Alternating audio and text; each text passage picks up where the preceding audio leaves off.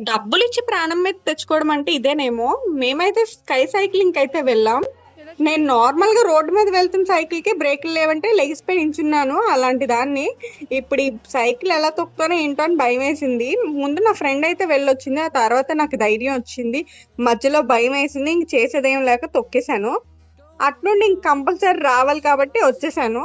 ఇంక నా ఫ్రెండ్ అయితే బాగానే వస్తుంది, చాలా బాగుందని చెప్పింది. తన ఎప్పుడైతే చెప్పిందో ఇంక నాకు ధైర్యం వస్తే, ఇంక చూసారా మొహంలో వెలుగైతే వచ్చింది నా మొహంలో.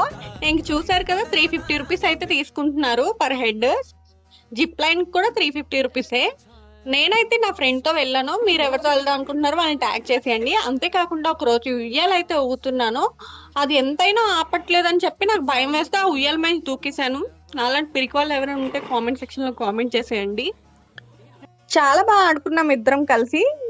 అండ్ జిప్ లైన్ కూడా ఎక్కుదాం అనుకున్నాం, చీకటి అయితే పడిపోయింది, వీడియో అయితే బాగా రాదని చెప్పి ఇంక నోరు మూసుకొని ఇద్దరం ఇంటికి అయితే బయలుదేరిపోయాం.